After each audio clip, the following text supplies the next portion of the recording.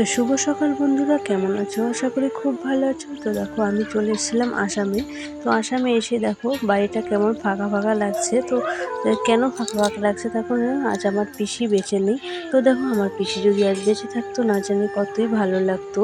জানি না হঠাৎ করে আমার পিসি মারা গেছে, তবু আমরা অনেকদিন পরে ঘুরতে এসে দেখো এখানে বোনেরা খুব ছোট। তো বোনেরা ছোট থাকাতে তো দেখো আমি সকালে উঠে কিছু কাজ সেরে নিলাম। তো দেখো ওরা খুব ছোট, তাই ওদের উপরে পুরো চাপটা না দেওয়াটাই ভালো। ওরা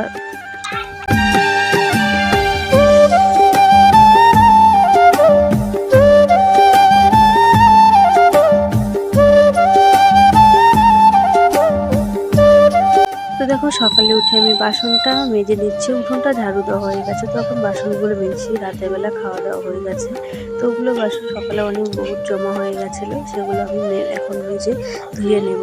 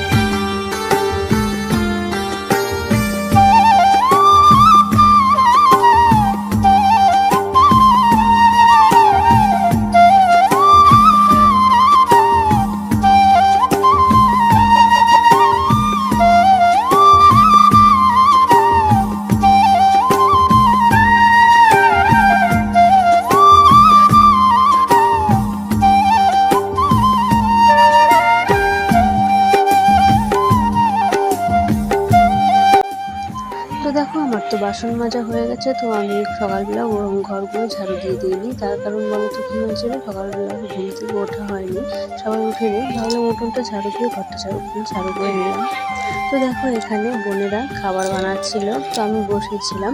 তো দেখো এই যে দুই ছোটো বোন আর কি, দুজনেই খাবার বানাচ্ছে। একজন রুটি বেলছে আর একজন রুটি ভাজছে। দেখো কী করবে বলো, এখন তো ওদেরই সংসারটাকে সামলে রাখতে হবে। তো দেখো এদিকে আমার ছেলে খুব দুষ্টুমি করছিল।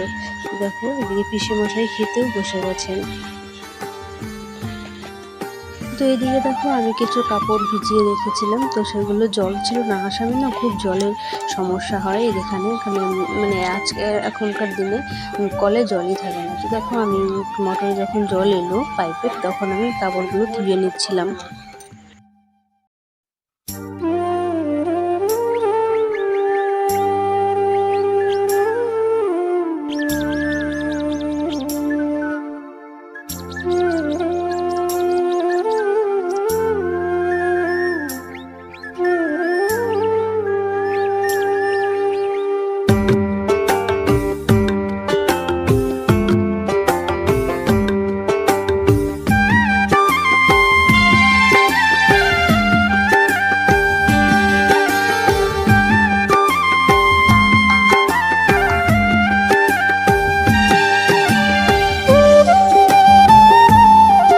দেখো আমরা যাচ্ছি দিদির বান্ধবীর বাড়িতে। তো দেখো এখানে এসেছি, ঘোরা সেরকম জায়গায় পাচ্ছি না, দিদিরা কোথাও নিয়ে যাচ্ছে না। দেখো ঘরে বসে বসে কি করবো, বোর হয়ে যাচ্ছিলাম, সেজন্য দিদি বললো চল আমার বান্ধবীর বাড়ি ঘুরে আসি। তো দেখো আমরা সবাই বান্ধবীর বাড়ি ঘুরতেছি, তো দেখি কোথায় নিয়ে যায়।